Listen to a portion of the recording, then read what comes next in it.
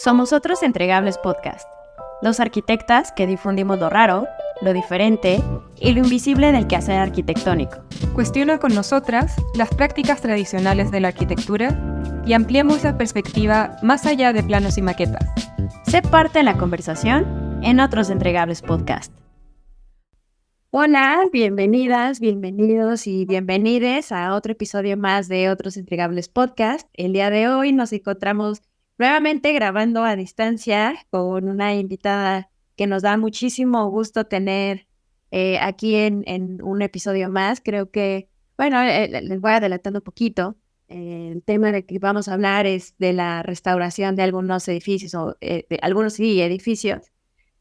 Pero bueno, esta invitada tiene una mirada diferente, que la primera vez que nos entrevistamos y nos conocimos nos pareció muy interesante el lente por el cual está viendo este tema, como que nos parecía que era diferente a cómo se ha venido tratando en diferentes proyectos más contemporáneos.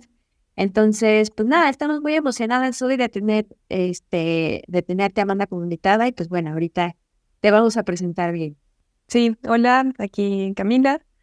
Muy agradecida también, me sumo a las palabras de Cari, de tener a esta invitada que nos contacta al correo de Otros Entregables, contando un poco su historia, y nosotras vimos luego de platicar con ella que podía ser una historia interesante de contar, precisamente por lo que estaba diciendo Karina, que es por su trabajo que viene realizando, o intereses, tanto por lo que entiendo, por la zona donde ella vive, pero también porque acaba de hacer su maestría en Italia, pensando en temas de ruina, de estética de la ruina y apropiación de la ruina. Entonces, por eso creíamos que podía ser interesante tener una conversación con ella sobre este tipo de perfil arquitectónico que no se sale nuevamente de lo tradicional que venimos diciendo en el podcast de diseñar, de proyectar y construir, sino que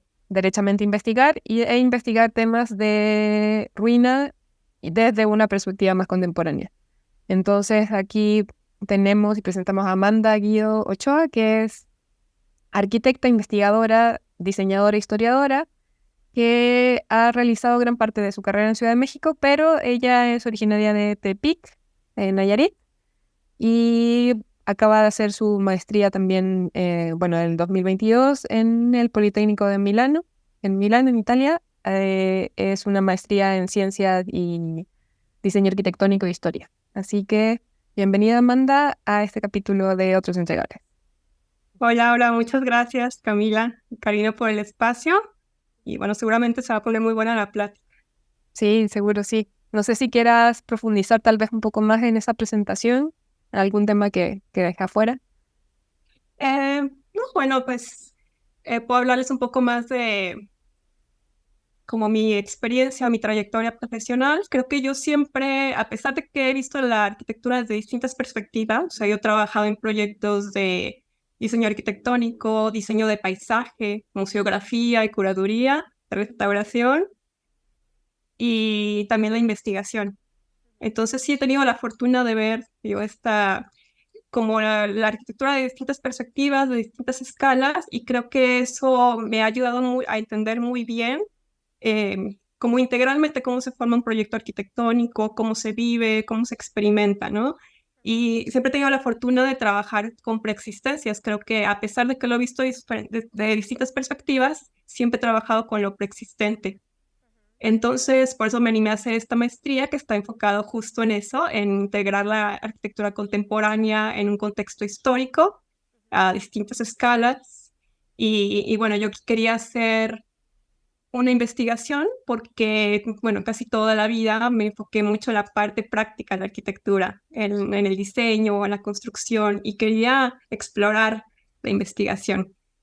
Así que me fui por este tema de la estética de las ruinas, porque las ruinas siempre me parecieron fascinantes. Desde antes de ser arquitecta era como que, wow, una de mis cosas favoritas en el mundo, y siempre tuve como cierta obsesión por estos elementos, no sé, tan disruptivos, también pintorescos y melancólicos del paisaje urbano, ¿no? Entonces, por eso decidí investigarlo y desde el punto de vista de la estética, sobre todo, porque yo trabajé, bueno, tuve como directora de tesis a una filósofa, ella no es arquitecta, la doctora Yanili, entonces estuvo muy interesante ver desde su punto de vista de filósofa y no desde el punto de vista de una arquitecta que te va guiando, que te va pues con esos conocimientos que pues, ya tenemos, que ya estamos acostumbrados. Entonces fue un gran desafío esta investigación, fue un gran desafío llevar esa tesis, pero se logró y me gustó tanto que pues quise extender el proyecto acá en México y seguir estudiando la estética de las ruinas, pero acá en nuestro país. Buenísimo, Amanda. Y bueno, la primera pregunta que hacemos de ley aquí en el podcast es si te consideras o no arquitecta, porque muchas veces las invitadas que tenemos pues tienen una práctica que se sale de lo tradicional, entonces podríamos llegar a pensar que sus entregables no se consideran como arquitectos per se. Entonces, bueno, es esa pregunta y por lo que veo, pues hasta tu presentación y es como, sí, te consideras arquitecta, ya me dirás igual y no, pero y si la respuesta fuera sí, ¿cómo es que te estás saliendo de esa práctica tradicional, no? O sea, ¿por qué los intereses, de dónde surgen los intereses de tratar de experimentar con otras cosas, incluso de irte al extranjero y tratar de hacer las cosas diferentes? Ujú. Bueno, sí me considero arquitecta. Me considero arquitecta de lunes a viernes de 9 a 5. Sí, siempre he tenido como bueno, no problema, pero como esa cuestión con la identidad o sea, de que sí me considero una arquitecta, que sí, tal vez mi profesión es parte de mi identidad, pero no lo es todo, ¿no? También hago otras cosas y soy otras cosas. Em, pero sí, se puede decir que sí.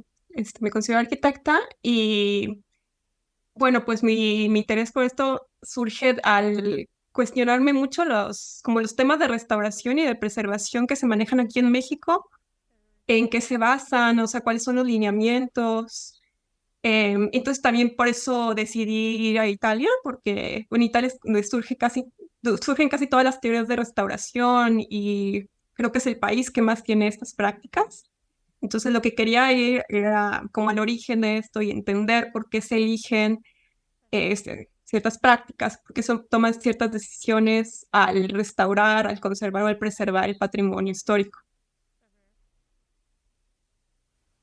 Y bueno, pues sí, para mi fortuna, al hacer toda la investigación de mi tesis, encontré estas teorías alternativas que son más contemporáneas, que se alejan bastante de las, bueno, teorías como hegemónicas o normalizadas en el mundo de la restauración. Ujú. Sí, o sea, en esa conversación que tuvimos antes del capítulo, o bueno, ya ni me acuerdo si fue por correo que mencionaba que para mí igual eran temas que me interesaban bastante, es porque por un lado yo también estuve en el Politécnico de Milano, pero de intercambio, no estuve haciendo la maestría, y en uno de los talleres o sea, el taller que tomé allá, el estudio que tomé era sobre ruinas industriales. Era un antiguo edificio de cemento, o sea, de fábrica de cemento Oh, no recuerdo el nombre del pueblo, pero era de Milán hacia la cordillera, digamos, o sea, hacia la montaña. Eh, Tal vez hablando se me vaya como a recordar el nombre del edificio, pero me llamó la atención esa corriente que tenía de restauración o de trabajo con la preexistencia, al menos el taller que yo tomé, que era se me hizo muy técnico, porque en mi escuela en Chile, y eso ya es como del otro lado, también tenía un interés en la ruina y en la restauración, pero desde un punto de vista mucho más conceptual, porque mi escuela en Chile es cero técnica, cero científica, es muy abstracta, conceptual, artística. Y allí yo tomé un workshop de conservación crítica que estuvo haciendo Michael Hayes y como en el marco de estas publicaciones que tienen en Harvard de Oblique. como, sí, esa conservación, o sea, esa postura mucho más contemporánea de la conservación que no necesariamente era como el hecho, el objeto, edificio, ruina. Y entonces por eso creo que me llamó mucho la atención y que ya podemos ir profundizando tal vez en tus temas de investigación, especialmente al pensar que tu directora de tesis no fue arquitecta y ver esto de la apropiación de la ruina y darlo como un evento más cultural que necesariamente técnico de restauración del edificio. No sé si tal vez quieras contarnos un poquito más sobre cómo fue desarrollándose todo ese proceso de llegar a tu tesis en el momento que fuiste haciendo la maestría. Claro. Bueno, creo que empezó la inquietud justo con mi clase de estética. Ok. Ajá, entonces, bueno, fue una de las clases que más me gustaron de toda la maestría. También me la dio, no esta misma maestra que me llevó la tesis, otra maestra que también es filósofa, y pues, se me hizo bastante interesante, y en una parte tocamos el tema de las ruinas, de la estética de las ruinas, de cómo experimentamos, etc.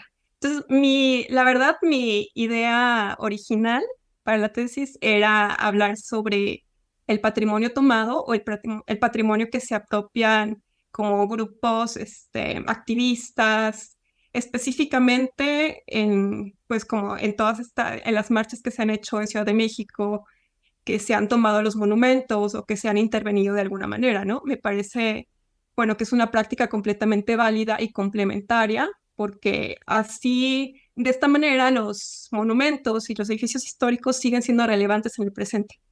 Entonces iba por ahí, pero bueno, al final se empezó a desviar un poco mi idea y terminé pues estudiando, bueno, por sugerencia también de mi directora, estudiar el punto de vista estético y bueno, la apropiación como tal, como para recontextualizar y resignificar el patrimonio. O sea, como ella sugirió que lo lleváramos como, ampliáramos un poco más el contexto, que no se quedara solo pues en la Ciudad de México, que no fuera solo sobre como el activismo o sobre las marchas o las protestas, sino que se ampliara un poco más este tema de la apropiación, para que se generara también un tipo de modelo que se pueda replicar, tal vez en el futuro una teoría nueva de restauración o una teoría nueva de intervención. Por eso cambié un poco de dirección y bueno, pues en este camino empezamos definiendo lo que es la estética. Bueno, la estética la han definido muchísimas personas, pero más o menos bueno, la estética es la rama de la filosofía que estudia la belleza y que estudia la percepción sensorial de la belleza y de el arte. O sea, cómo percibimos con nuestros 5 sentidos, qué emociones evocan, qué emociones, sí, o sea, están presentes al interactuar con algún objeto artístico o con algún objeto que se pueda considerar bello. Entonces, pues aquí surge la pregunta, ¿cómo interactuamos con una ruina o cómo interactuamos con un edificio histórico, pero con señas o con signos de deterioro específicamente, ¿no? Porque, bueno, un edificio representa, bueno, la arquitectura en general tiene que ser, o siempre representa como algo muy racional, tiene que provocar seguridad, tiene que provocar estabilidad, etcétera, ¿no? Entonces tú te encuentras con una ruina o con un edificio abandonado, con un edificio como en avanzado estado de deterioro y lo interpretas de manera diferente, lo experimentas como una amenaza o tal vez como un elemento no seguro, un elemento que no te va a proteger o que no te va a dar esa seguridad que tiene que dar la arquitectura, que tiene que dar un edificio, ¿no? Como que se pierde esa conexión o ese significado. Entonces, bueno, hay dos formas de experimentar una ruina o un edificio en deterioro. Una es cuando estamos enfrente de una ruina y tendemos a completarla, ¿no? Ahí empieza como a detonar la imaginación. Entonces estamos ahí y empezamos a decir, bueno, tal vez era de esta forma, empezamos a rellenar los huecos, no sé, a imaginar los colores originales, etcétera. De hecho, dicen que el mismo Leonardo da Vinci, uno de sus métodos de creatividad era pararse enfrente de un muro que tuviera que estuviera deteriorado, que tuviera algunas grietas o algo así, y empezar a dibujar, a trazar formas con su imaginación. Y eso lo inspiraba a crear, y o sea, a pensar en nuevos proyectos.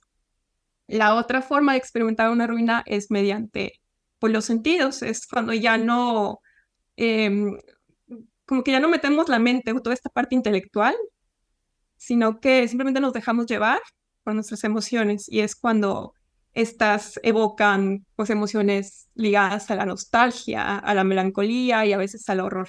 Sí. Y ahí, por lo que vi también en lo de tu proyecto, tuvieron que finalmente igual, o sea, no se pudo quedar esta conversación en un ámbito mucho más conceptual, tuvieron que aterrizarlo en un caso de estudio, ¿o no? Sí, sí, eso era casi todo por los lineamientos, por las reglas Ajá, de la escuela, pues sí, iba a el preguntar Politécnico es algo, sí, sí, era ajá, por eso la es una decisión. universidad técnica y siempre tienes que aterrizarla, ¿no? Yo también quería como dejarlo en un nivel como más conceptual, más teórico, pero dijeron, no, tienes que aterrizarlo en un caso de estudio y fue cuando pues estuve investigando y bueno, yo quería, primero me sugirieron buscar un caso de estudio aquí en México para aplicarlo. Decía, bueno, yo estoy en Italia, entonces quiero encontrar algo acá para poder ir, para poder como estudiarlo más a fondo e incluso ser parte de. Entonces encontré este lugar que se llama el Forte Prenestino. Está ubicado en la periferia de Roma, de la ciudad de Roma.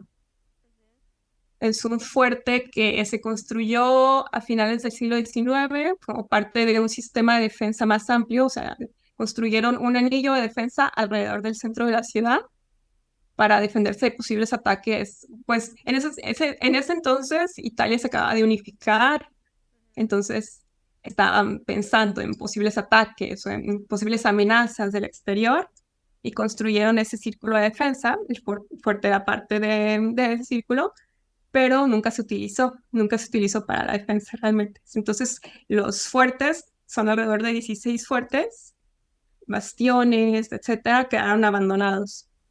Ujú. El Desde ese fuerte momento, o Prenestino. sea, llevan siglos Sí, desde abandonados. ese momento porque, o sea, duraron a lo mejor varios años porque era la novedad, Ajá. pero no, pronto se vieron abandonados, obviamente por la negligencia de por la negligencia de las autoridades, empezaron pues, a desmoronarse, a presentar signos de deterioro, etc. Ya durante la Primera y la Segunda Guerra Mundial, específicamente el fuerte Palestino fue utilizado como depósito de artillería y como campo de concentración. Entonces siempre tuvo como una connotación negativa, ¿no? Como siempre ligado a temas de guerra, de, pues, de violencia, de criminalidad, etc. Y alrededor de cuando empezó a crecer la ciudad de Roma, que en los años 50, 60, pues la ciudad pasó completamente el círculo de defensa y este quedó, pues no, que ya no servía para defensa. Entonces, alrededor de este fuerte se construyó un nuevo vecindario que se llama Centocelle. Normalmente, pues en la periferia vivían los migrantes o las personas que no les alcanzaba a vivir en el centro de la ciudad. Entonces se construyó empezó a surgir este nuevo vecindario y las personas necesitaban espacios, o sea el espacio público, necesitaban espacios de recreación, de esparcimiento, donde practicar deporte, donde expresarse artísticamente y se empezaron a formar como estos grupos, subculturas, como la subcultura punk, por ejemplo, estaba muy presente en ese momento, en los años 70, años 80 y otros grupos como ligados a movimientos estudiantiles o movimientos como de izquierda, activistas, etc. Entonces, todas las personas se empezaron a reunir y empezaron a hacer actividades en el fuerte. Cada 1 de mayo lo pedían prestado para hacer una fiesta, para hacer un festival, digamos, para protestar por los derechos laborales, etc. Entonces, uno de esos años, en los años 80, nunca se fueron. hicieron este festival el 1 de mayo y se quedaron y ocuparon ilegalmente el monumento. ¿Y qué pasa? Pues nunca los lograron sacar. Entonces ellos fueron creando una comunidad ahí dentro del fuerte, invitando artistas de graffiti, a músicos, que pues en ese entonces en Italia eran muy famosos, a distintos artistas para pues hacer intervenciones en el lugar. Entonces, si ustedes ven fotos del fuerte, pueden ver que está lleno de graffiti. Nunca se hizo como una intervención o una restauración como tal. Ellos mismos lo conservaron el lugar, pero pues sí usaron el graffiti sobre todo y algunos otros elementos o intervenciones para expresar su identidad o expresar su afiliación a cierto grupo. Entonces, a partir de ahí creció esta comunidad y hoy en día sigue activa. Este lugar sigue ocupado y sigue siendo un centro de recreación y de esparcimiento, no solo para las personas de la zona, pero también para las personas de la ciudad que necesitan un espacio alternativo donde expresarse. A mí me surge una duda. Bueno, primera es que se me hace muy lindo esto de cómo cambiando la percepción de un espacio, de un edificio, se pudieran lograr ciertas cosas, ¿no? O sea, porque ese fuerte pasó de tener una percepción negativa, como con una carga energética fuerte de defensa, de guerra, a un lugar que por la necesidad de la misma gente, pues pasó a ser un lugar más comunitario, por así decirlo.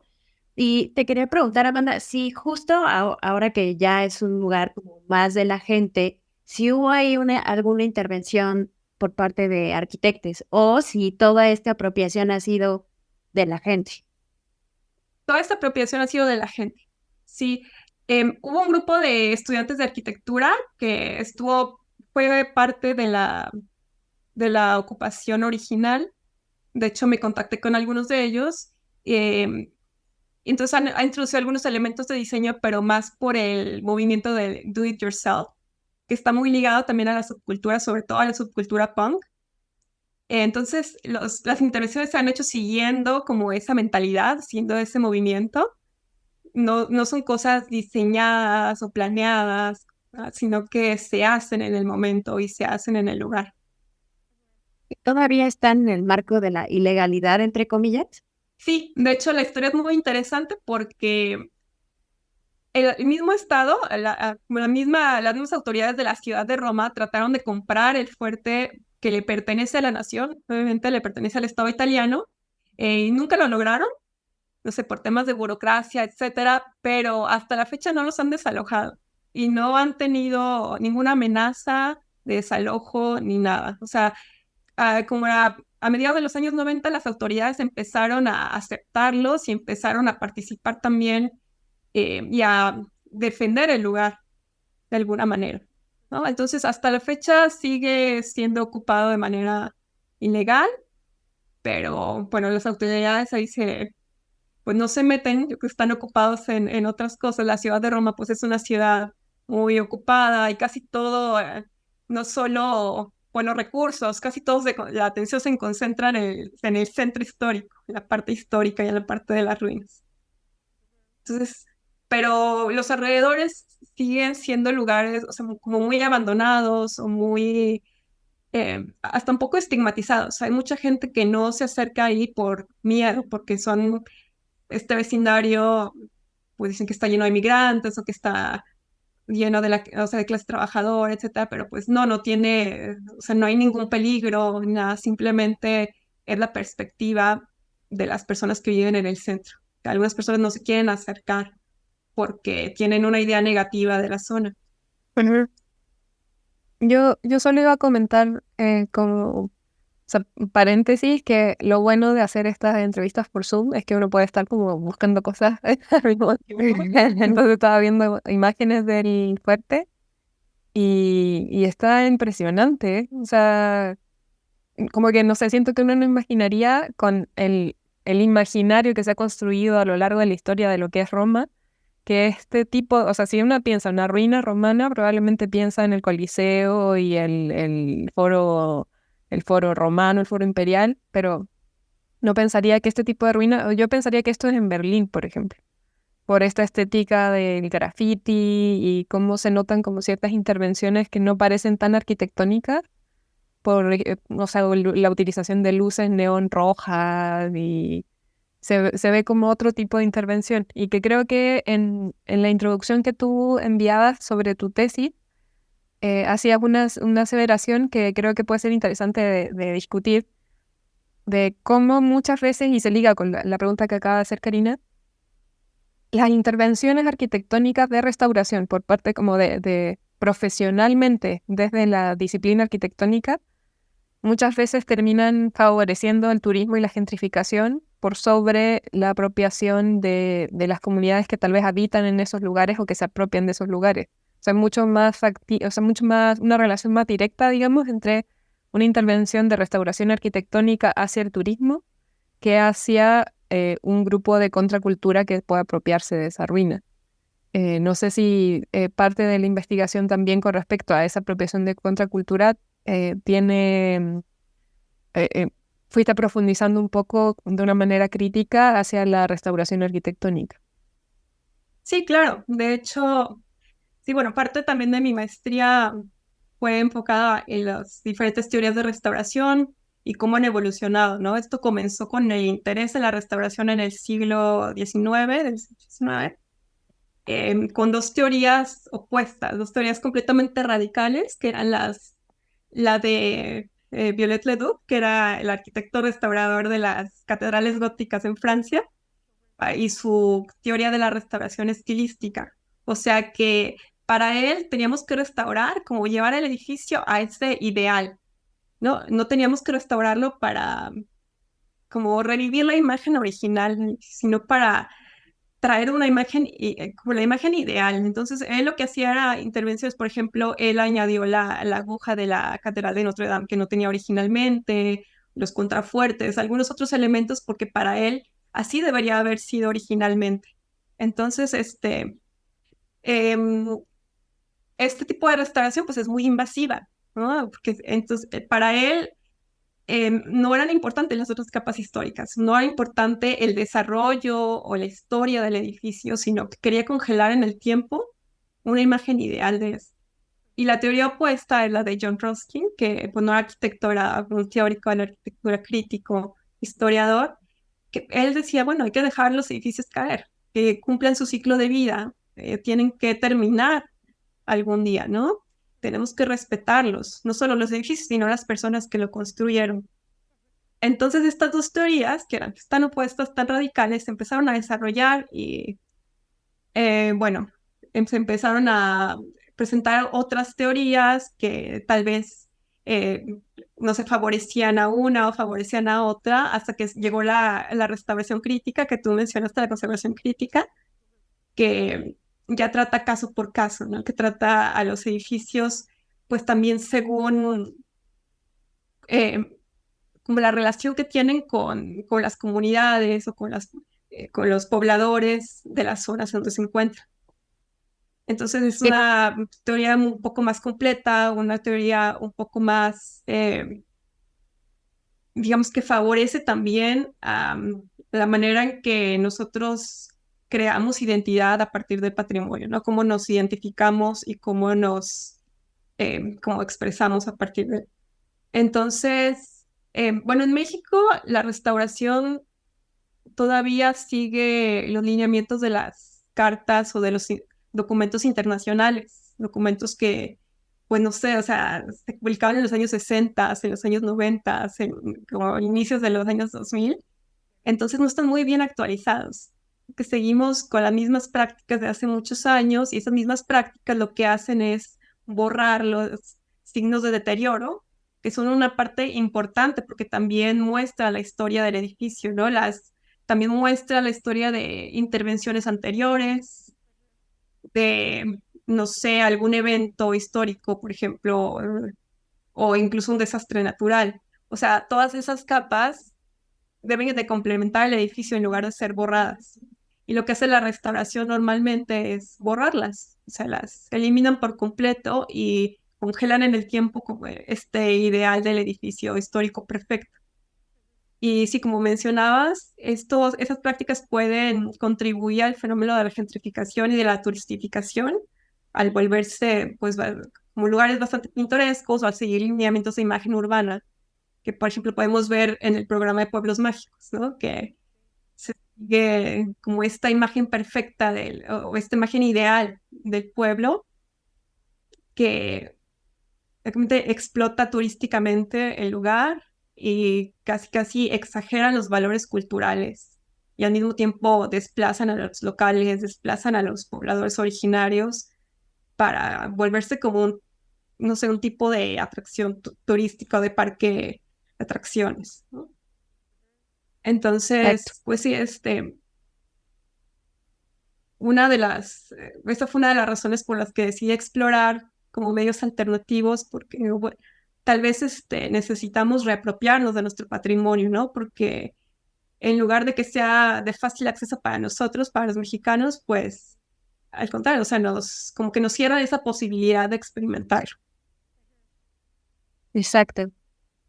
Amanda, a mí me gustaría como traer sobre la mesa, digo, ya han hablado como muchas otras utilizaciones de estas ruinas de manera más contemporánea, pero justo contextualizándolo en lo que está pasando en la Ciudad de México, eh, me gustaría traer a la mesa esta discusión entre qué pasa, o sea, porque hay ciertos edificios históricos que tienen un tratamiento justo como dices, ¿no? Como de arquitectura ideal, de el intocable y se preserva así y es casi que como que un delito tocar ese edificio y se mantiene así. Y hay unos que justo ese criterio les ha ido muy bien, ¿no? Pero hay algunos que pues justo como que se siente que ciertos grupos se adueñan del edificio, ¿no?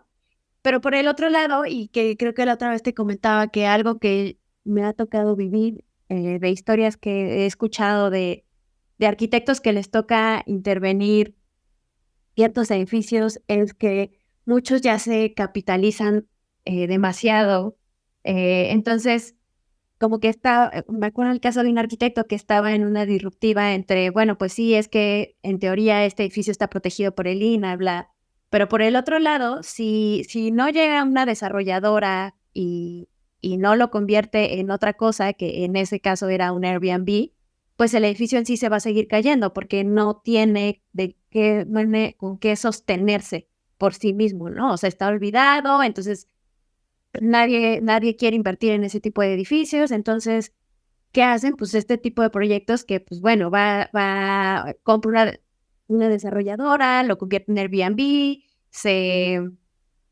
no sé, se conservan muchas cosas del edificio, especialmente la fachada, ¿no? Pero se resignifica, pero también como que se capitaliza, ¿no? O sea, se pierde su significado y se convierte en otra cosa que ya no era nada que ver y que justo se siente como una intervención muy como impositiva, como muy maquillaje, ¿no? Por así decirlo. O sea, nada más conservo la fachada y ya con eso o conservo ciertos metros cuadrados y así. Entonces, pues realmente, ¿qué está pasando con el edificio, no? Entonces, nada, a mí me gustaría saber tu postura respecto a este tipo de intervenciones, ¿no? O sea, te digo, creo que al final es un dilema, pero como que sobrevenderlo al capital también está como muy cuestionable, ¿no?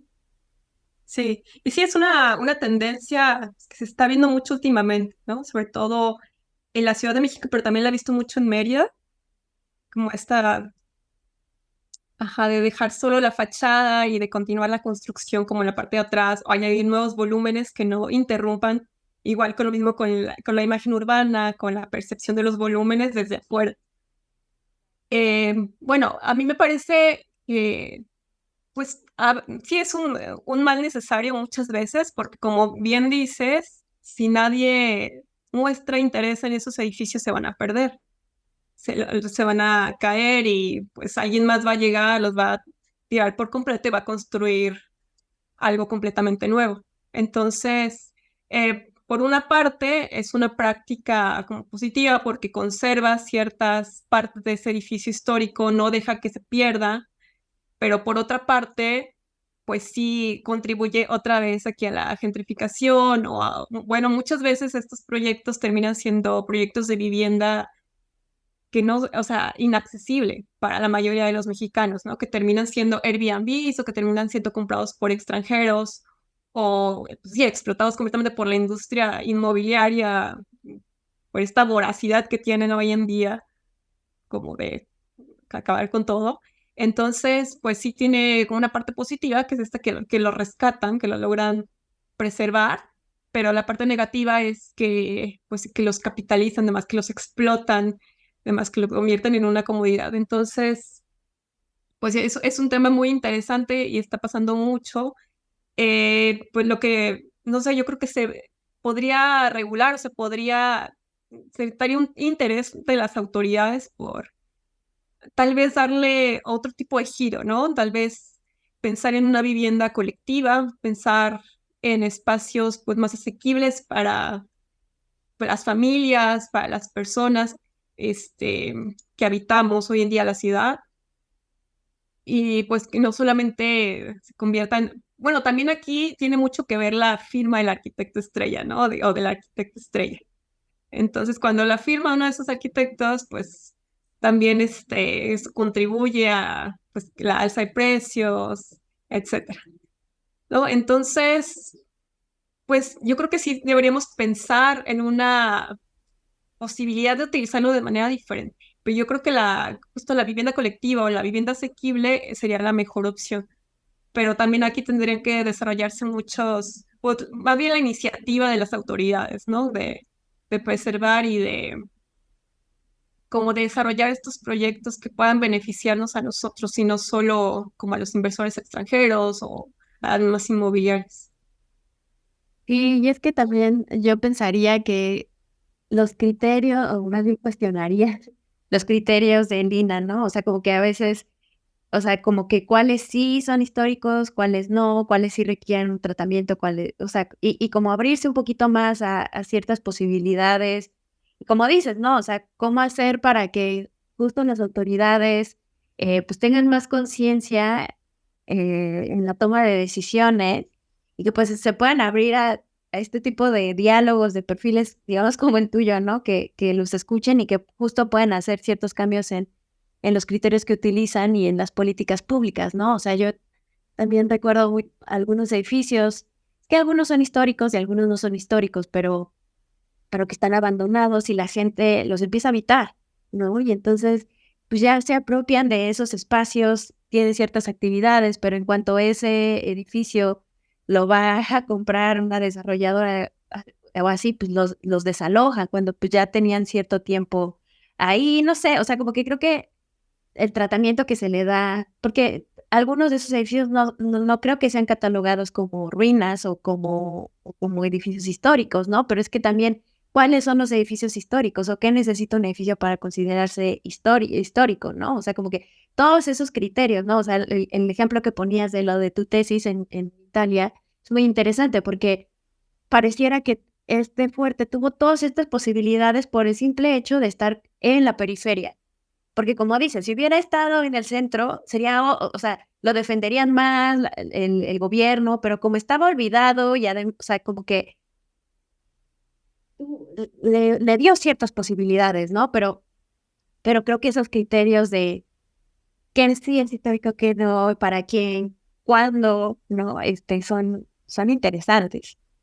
Sí, sí, y fíjate que yo creo que también el año en que fue construido, porque se cuidan mucho las ruinas del Imperio Romano, ¿no? Es lo que más se idealiza, digamos, allá en Italia, lo que más se preserva, lo que más se cuida. Mientras que el patrimonio, pues ya después, el siglo XIX, el siglo XX, bueno, ya está surgiendo un interés por conservar el patrimonio del siglo XX, pero siempre se le pone más atención a las ruinas del Imperio Romano, ¿no? Entonces, me imagino que aunque estuviera en el centro, este edificio no sería tan importante o tan relevante como lo son el Coliseo, el Foro Romano, el Circo Máximo, etcétera. Tal vez no se hubiera fungido como un edificio institucional, como casi todos los edificios que están en el centro de Roma, que no tienen como tanto valor, digamos, como las ruinas que están por ahí.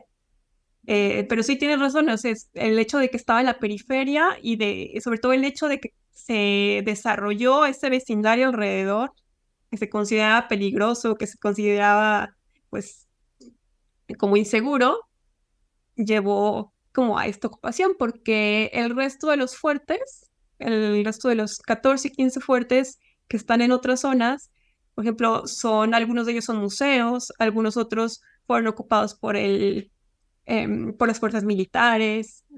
Casi todos se, pues sí se restauraron, como que siguiendo los lineamientos de los documentos internacionales, etcétera, y se usan o sea, como, no sé, como un edificio institucional. El Fuerte Palestino es el único que fue ocupado. Es que creo que con respecto a lo que dice Cari, es fundamental siempre estar tocando estos temas con respecto a monumentos, patrimonio, ruina, restauración. Como nunca esto es neutral, como que a veces se tiene una idea de el patrimonio hay que cuidarlo como algo sagrado y sin entender de dónde sale esa idea. O sea, no es una idea que vino siempre en la humanidad, ha entendido un patrimonio como sagrado. O sea, incluso aquí en México, por lo que entiendo también en las aproximaciones que he ido teniendo con respecto a estos temas que me interesan, es como hoy tal vez las ruinas prehispánicas se entienden como esta herencia, como del origen del pueblo mestizo, entonces son sagradas, pero esas mismas ruinas en otro momento fueron utilizadas como cantera para sacar el material para construir iglesias. O sea, no se tenía esta idea de que la noción de ahí viene el origen del pueblo mexicano. Entonces, todas estas teorías, o sea, toda la manera en que entendemos el patrimonio, o sea, es profundamente ideologizada y varía y es contingente. O sea, siempre varía de acuerdo a cómo va variando también las ideas de la sociedad en cada lugar donde habitamos. Eh, entonces también creo que es interesante ir viendo esas discusiones que también se dieron y cuando hablabas que te interesaba llevar estos temas a tu tesis, por ejemplo, lo de los monumentos y las manifestaciones y cómo se entiende el patrimonio con esa postura política hacia el patrimonio, porque esas discusiones estaban así y siguen estando en el día a día de personas que no necesariamente se dedican a estos temas ni son arquitectas, pero todo lo que pasó con el Ángel de la Independencia, por ejemplo, y las pintas de las manifestaciones feministas que, por lo que según recuerdo bien, fueron para noviembre las pintas más grandes, no, ni siquiera fueron para el 8M, fueron en noviembre del 2019, para el 25, para el día de conmemoración, o sea, del día contra la violencia contra las mujeres. Y como muchas personas estaban, pero es que estas feministas no cuidan el patrimonio, no puede ser que no tengan respeto. ¿Cómo quieren que la respeten si no respetan el patrimonio? Entonces, entender el patrimonio como una construcción sociocultural, como un hecho que existe mágicamente sin entender que hay muchos intereses que situaron esa idea como algo sagrado. Y luego todas las discusiones que han habido después, como por ejemplo las restauradoras con glitter y la postura del gobierno, o luego, por ejemplo, también podemos hablar sobre lo que sucedió con la glorieta de las mujeres que luchan y lo simbólico que fue la instauración de esta nueva, o sea, bueno, de tumbar a Colón, que era la glorieta Colón, y luego cómo se fueron apropiando movimientos de esa glorieta, pero ahora de parte institucional, incluso del gobierno, viene como la instauración de otra estatua, otra como escultura, pero eso desde el discurso oficial, no desde el discurso como de apropiación desde las masas, digamos. Entonces creo que es súper importante ir enfatizando todo lo que tiene que ver como con la construcción sociocultural del término patrimonio, cómo no es neutral, cómo no es sagrado y cómo no es un hecho que hay que asumir que siempre estuvo ahí, sino que hay intereses detrás. Sí, es muy interesante lo que mencionas, súper importante, como esa construcción sociocultural que siempre responde obviamente a la hegemonía cultural, a quienes están en el poder, quienes definen esos lineamientos, quienes definen lo que es qué es lo que tiene valor artístico, lo que tiene valor histórico, etcétera. Si a través de la historia siempre ha estado en las manos de la hegemonía, ¿no? Entonces, bueno, en mi opinión, un monumento, un edificio histórico, etcétera, se tiene que mantener relevantes, tiene que mantener, así como vamos evolucionando como sociedad, así como vamos implementando cambios y vamos generando movimientos. Creo que el patrimonio también debe de moverse con nosotros, también debe de, como, sí, ser relevante con cualquier cosa que esté sucediendo. Y justo la idea de la preservación, o sea, del concepto de preservación es preservarlo para el futuro, ¿no? Es un documento que se tiene que preservar para futuras generaciones, para que futuras generaciones lo puedan utilizar, lo puedan estudiar, lo puedan documentar. Entonces, pues si nos vamos por esa línea, el patrimonio tiene que ser relevante y pues sí, los movimientos que son relevantes hoy en día son esos, o sea, los movimientos feministas, activistas, etcétera, pues tienen que ser parte de, ¿no? Y tienen que hacerse notar de alguna manera. Y me parece, sí, que el usar los monumentos es como una forma, pues una muy buena forma de hacerlos visibles. Creo que si no fuera de esa manera en la que lo mencionas, pues los monumentos estarían cumpliendo con un despropósito, ¿no? O sea, como que para eso están, ¿no? O sea, justo es o sea, hablar de la memoria de la gente y a mí me parece interesante, o sea, como analizar, o sea, y saber que regularmente va a haber un sesgo, ¿no? O sea, como dices, o sea, la selección, la curaduría de qué es un patrimonio o no, pues siempre va a estar como muy a la orden de la hegemonía, ¿no? Como lo mencionas, Amanda. Y por el otro lado, o sea, que justo se va construyendo como una memoria que no en mucho del criterio que existe actualmente no era una memoria colectiva, sino como te decía, como desde un grupo, un sesgo, y entonces, pues bueno, si no cuestionamos de dónde vienen y solamente como que eh, nos dejamos llevar por eso, pues nada, como que se pueden llegar a discusiones un poco sin fondo, ¿no?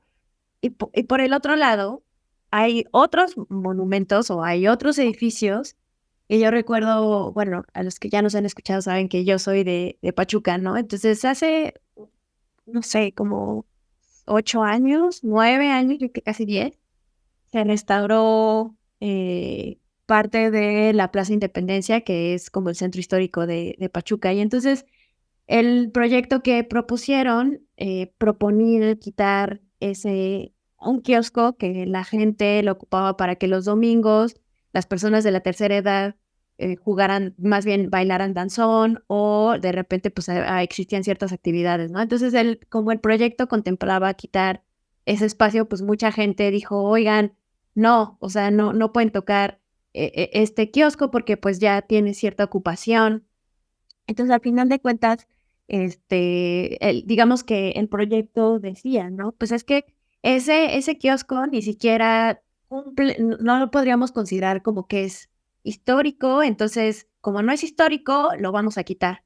Y no es histórico porque no fue construido en la época en la que, pues, se pensaba, ¿no? O sea, porque tenía ciertos elementos arquitectónicos de arquitectura más clásicas y tus volutes, bla, bla, bla, y entonces la gente decía, bueno, pues no lo puedes derrumbar, además de porque nosotros ya lo ocupamos, pues porque tiene cierta riqueza arquitectónica. Y los defensores del proyecto ni siquiera tiene una importancia o una relevancia arquitectónica, ni siquiera es histórico, ni siquiera está como salvaguardado por el INAH o lo que sea. Entonces, se vino ahí como una lucha. Entonces, al final de cuentas, pues sí, no obedece como a los criterios hegemónicos de que es un patrimonio, pero sí se utiliza actualmente, ¿no? Sí tiene un significado para la gente y entonces la gente ahí de repente pues no tiene como muchas armas para poder legalmente defender el edificio, ¿no? O sea, por eso esa crítica o esa reflexión de pues es que cómo puedes defender, o sea, a veces ni siquiera como estos criterios permiten, o el sistema en sí permite que podamos defender un edificio porque ya está apropiado o por los mismos usos, si no es que caen entre estos criterios de una arquitectura clásica o patrimonio o alguna de estas palabras o de arquitectura de autor, ¿no? Al final creo que sí lo dejaron, ese kiosco, la verdad no recuerdo exactamente, pero nada, o sea, creo que, y también hubo otros casos acá en la ciudad sobre eso, que defendieron otros edificios y algunos pues sí los derrumbaron y algunos otros no, pero me parece interesante también ver cómo la gente defiende ciertos espacios. Sí, claro, que están ligados a su identidad. Ujú. Exacto, y que creo que, pues justo por lo que entiendo, tu práctica va también hacia ese lado, ¿no, Amanda? Como a Sí. defender este tipo de edificios, como con una visión más contemporánea, con criterios más contemporáneos de qué intervenir y qué no, y cómo y para quién. Sí, claro, porque esas voces también son importantes, ¿no? A pesar de que muchas voces hayan sido silenciadas o filtradas por la narrativa histórica, pues también es importante conocerlas. Y aquí es donde tal vez podría introducir el concepto de la contrapreservación, que también ya habíamos platicado, ¿no? La reunión pasada, que es un término o un concepto contemporáneo, acuñado en el 2016 por la doctora Daniela Sandler. Ella es una historiadora de la arquitectura, originalmente de Brasil, pero me parece que ahora trabaja en la Universidad de Buffalo, Estados Unidos. Bueno, ella viene con esta idea de la contrapreservación, que, bueno, al escuchar la contrapreservación, el nombre, pues nos hace referencia a que va en contra de la restauración o de la preservación, ¿no? Es lo primero que pensamos. Pero no es tan así, no es tan radical, digamos. Lo que busca la contrapreservación es resignificar el deterioro. O sea, porque el deterioro es un signo que, pues, que nos dice muchas cosas, que nos comunica muchas cosas, que nos comunica, como ya había mencionado antes, un poco de la historia, un poco de las intervenciones que se hicieron en ese edificio, etc.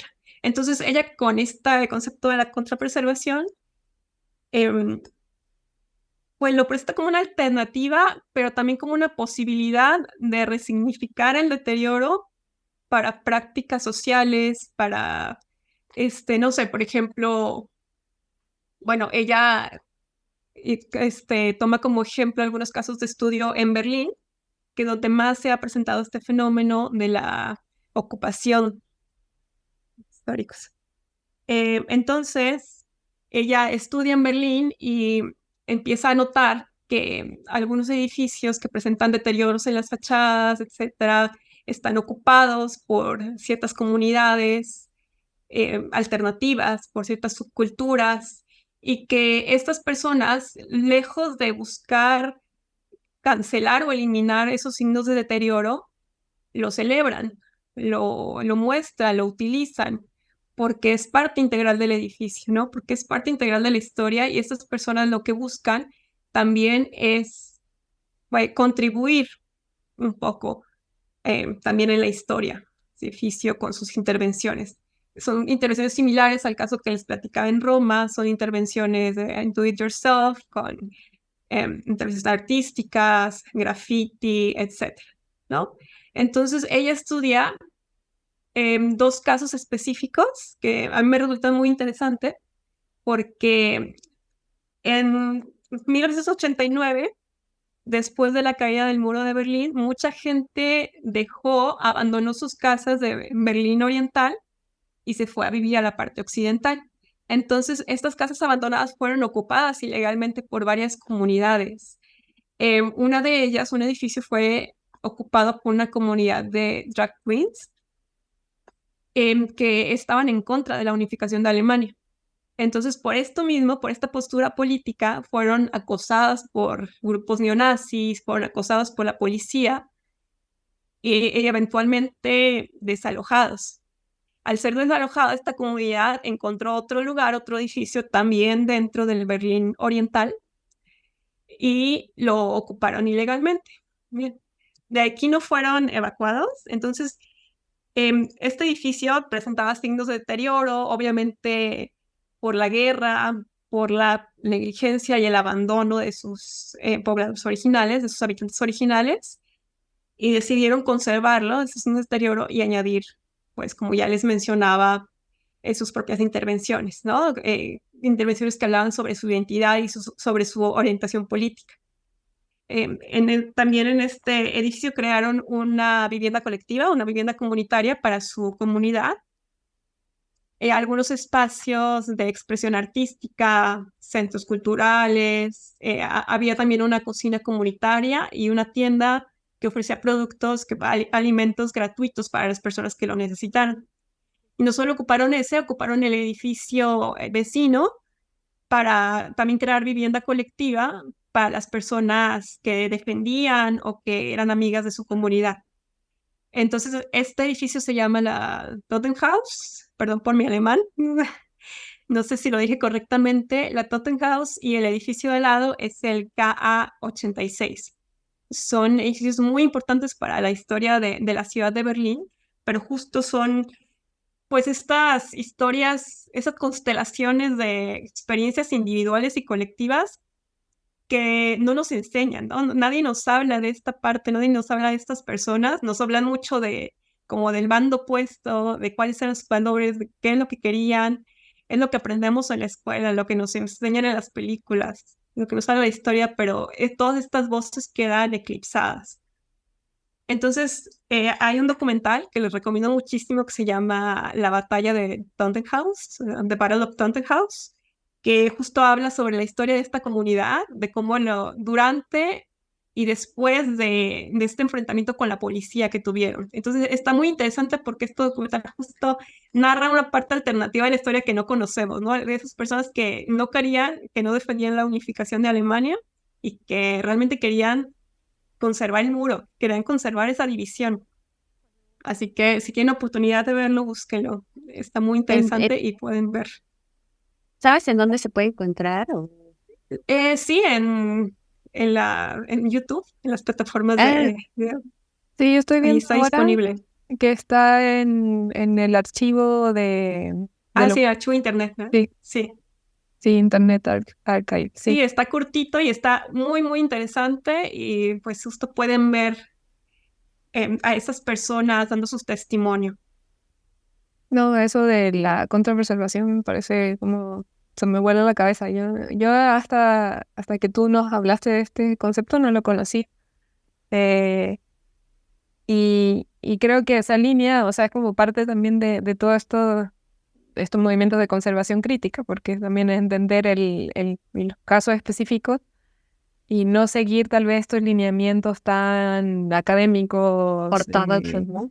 sí, técnicos. Y eso igual, no sé, o sea, me lleva un poco a también el caso de México, o sea, ya lo hemos hablado un poco en la conversación, pero tal vez tú, Amanda, como ya más interiorizada con estos temas, o incluso Cari también como mexicana, tienen más información al respecto, porque a mí siempre me ha causado como algo de conflicto o de duda o de no entender muy bien de todo este peso que tiene el INAH y los lineamientos que define a nivel institucional, cómo es que se tiene que restaurar el patrimonio de la nación.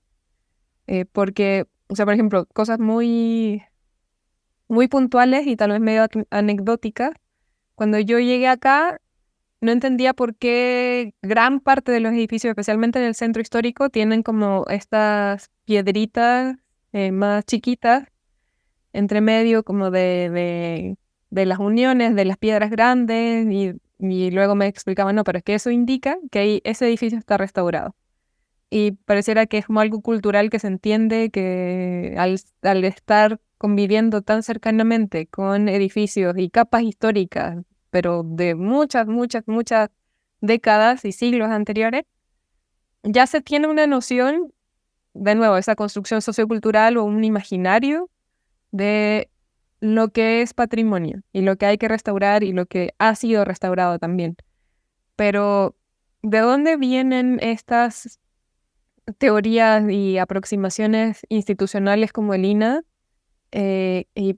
o sea, más que de dónde vienen, es como en qué momento se definen que esas son las maneras o ese es el criterio de intervención y preservación que va a elegir el Estado mexicano para atender y cuidar estas construcciones, digamos, este patrimonio.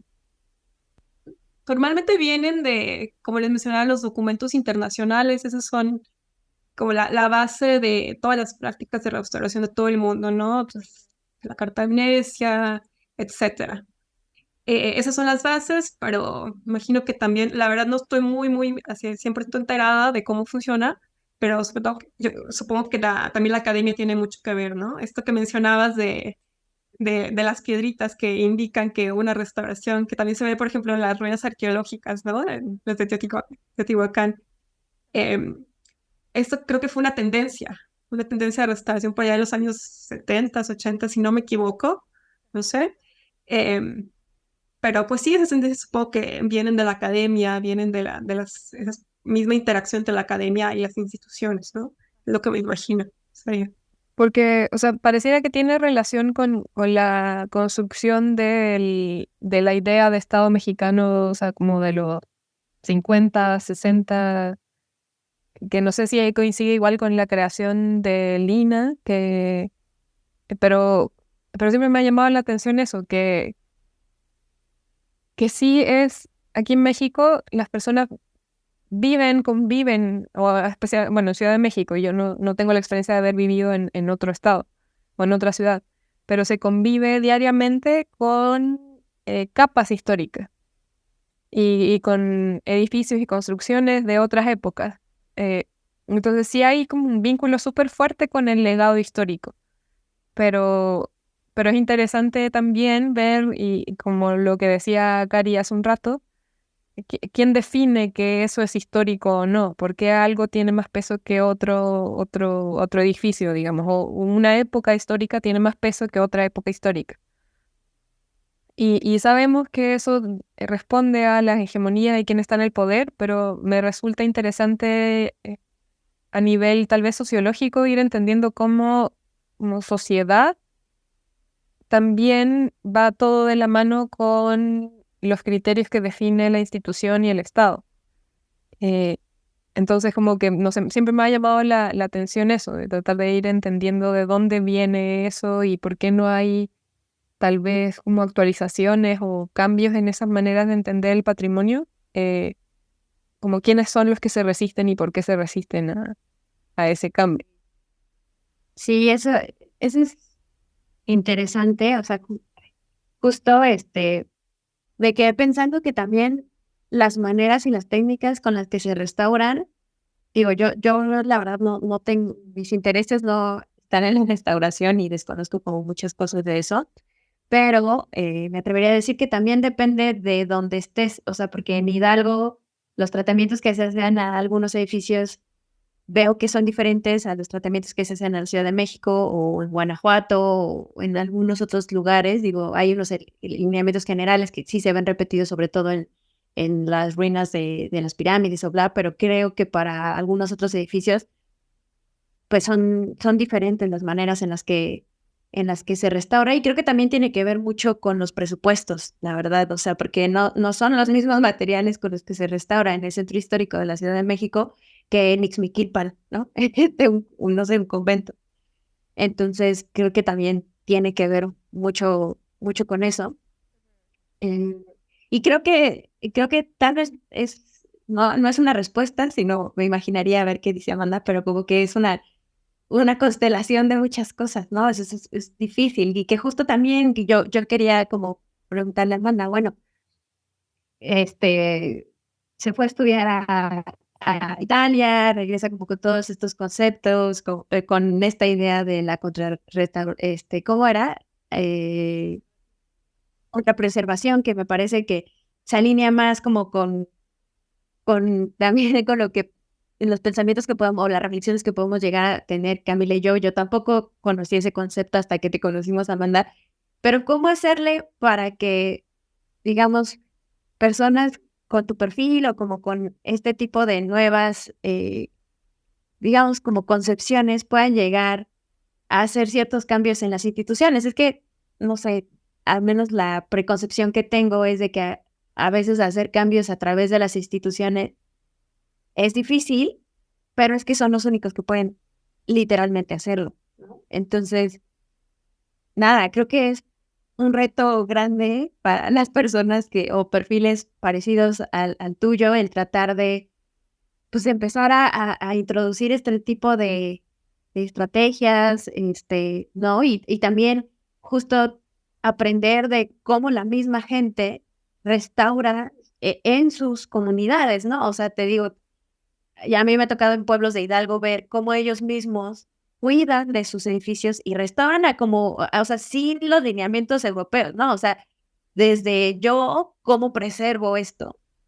Aprender como ese intercambio, ¿no? Sin tener que ser tan hegemónico. No sé, a mí me parece todo un reto para ustedes, Amanda. Pero bueno, no sé, ¿cómo estás con eso? ¿En qué vas? Si es algo que te interesa o no, no sé. Sí, bueno, primero tocaste un punto muy interesante, que es el presupuesto. Justo el presupuesto limita muchísimo esta área de la restauración y de la preservación, porque no hay un presupuesto muy grande, no hay un presupuesto muy grande destinado a estas áreas, y obviamente se tiene que trabajar con lo que hay, ¿no? Y he escuchado eso muchas veces aquí en México, el presupuesto no lo permite, a veces, pues se pueden hacer cosas mejores, se pueden hacer cosas de mejor calidad, hay ideas diferentes, pero el presupuesto siempre está limitando los proyectos. Por eso a veces cuando hay otros intereses, como de la industria inmobiliaria, otros inversionistas, hay más libertad creativa, hay más libertad para hacer cosas diferentes, ¿no? Sí. Esa sería una de las ventajas, pero sí, el presupuesto es súper limitante en el país, a diferencia de otros países, por ejemplo Italia, que pues sí se destina muchísimo Invierte. presupuesto a la preservación del patrimonio, ¿no? Aquí en México, pues no, y también depende de quién está en el poder y, bueno, depende de muchas cosas, pero sí, el presupuesto es una gran limitante. Y bueno, respondiendo a tu pregunta, eh, bueno, para empezar, el estar aquí, yo creo que las personas que nos escuchen van a empezar espero que empiecen a interesarse más por estos temas, ¿no? Y que lo compartan con sus compañeros, con sus colegas. Pero también yo creo que necesitamos llegar también a las escuelas, a la academia, etcétera, con ese tipo de ideas, porque también he visto que la academia se limita muchísimo. La academia también es muy conservadora en estos temas y tal vez habría que desempolvar un poco y introducir nuevas ideas, nuevos conceptos. Quería preguntarte también con lo que dice Cari, como de qué quieres hacer o en qué has estado como trabajando con toda esta información que tienes. También quería preguntarte por el proyecto tu proyecto de Proyecto Robine, que por lo que entiendo es también tomar cierta de esta información a la que tuviste acceso y estuviste reflexionando a partir de la maestría y llevarlo ahora en tu caso, en tu contexto específico, que es en Nayarit. No sé si nos puedes contar un poquito más sobre eso. Sí, claro. Sí, Proyecto Robin nace justo por mi interés de extender esta investigación que hice en Italia, extenderla acá en México. Bueno, consiste en la documentación y exploración de las ruinas urbanas y rurales de todo el territorio de la República Mexicana, no solo de Nayarit. Ahorita empecé con Nayarit porque es donde estoy actualmente y es mi estado. Y realmente, bueno, cuando yo viví aquí 21 años y luego me mudé a Ciudad de México, los 21 años pues nunca conocí esos lugares. Y tampoco se habla mucho de esos lugares, no son muy visitados, no son muy conocidos. Entonces yo decidí ir a explorarlos, darles visibilidad, empezar a difundir información acerca de esto y sobre todo porque gran parte de patrimonio en ruinas en México y sobre todo en esta área son ruinas de ex haciendas, ex fábricas textiles, fábricas azucareras, etcétera. Entonces, en esos lugares hay historias muy interesantes ligadas a las huelgas de obreros, ligadas a la explotación laboral. También hay muchas voces que se perdieron, como en ese filtro histórico, y a mí me gustaría como traerlas a la vida, como, no sé, hablar sobre esas personas. De hecho, la primer huelga obrera no fue la de Cananea ni la de Río Blanco, fue aquí en Nayarit, fue en la fábrica de Bellavista. La venta no se, o sea, no se completó, fue como una intención, como que comenzó la huelga, pero pues las autoridades intervinieron. Entonces tenemos mucho de esa historia, ¿no? De esa historia de la explotación laboral y de pues esas ganas de liberarse y de como posicionarse y de enfrentarse pues a toda esa explotación que sufrían las personas. Y bueno, la idea es extender esta investigación y esta exploración por toda la República Mexicana, ir visitando cada estado y las ruinas más relevantes que puedan tener. Y bueno, por ahora esa es la idea. Yo documento con una cámara instantánea. Me pareció, no sé, como me gusta mucho la estética de las fotos instantáneas, como que también evocan cierta nostalgia. Y también me gusta porque casi todas las fotos que tenemos de exploraciones urbanas, etcétera, son fotos tomadas como, pues con cámaras profesionales o son fotos, no sé, muy bonitas, muy bien planeadas, ¿sí? Y me gustó la idea de llegar y tomar una foto y así como salga, como mostrarla, ¿no? Y también es una forma de preservación del patrimonio. La documentación del patrimonio es una forma de preservación. Entonces, esa es una de mis ideas, uno de los objetivos de mi investigación, la preservación, la documentación y la difusión del patrimonio. Y no solo patrimonio, o sea, en general de los edificios en ruinas en la República Mexicana. Y bueno, también estoy pensando, bueno, también estoy experimentando un poco con la resignificación de esos lugares, como de, bueno, cómo podemos utilizar estas ruinas, ¿no? Si se pueden reutilizar, tal vez como lugares de esparcimiento, tal vez como, no sé, imagínate construir un huerto urbano, un cine al aire libre, como ese tipo de temas.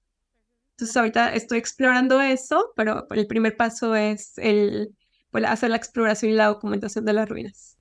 Súper bien, porque sí, también haces como algunos fotomontajes, o sea, como ilustraciones, ¿no?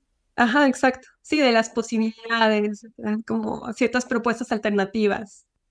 Pues está muy interesante, me está gustando mucho hacer esta investigación, la verdad lo estoy disfrutando bastante y me está permitiendo conocer justo mi estado de manera diferente, ¿no? Y conocer otras historias que yo no conocía.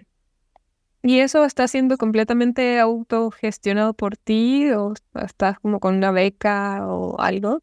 Por ahora de manera independiente, por ahora pero ya pues, estoy viendo también formas de financiamiento o de obtener becas para poder llevarlo a otro nivel, ¿no? Porque también pues sí me gustaría que llegue a más personas, que se convierta a lo mejor en un documento más formal, en una investigación más formal, para que yo pueda compartir.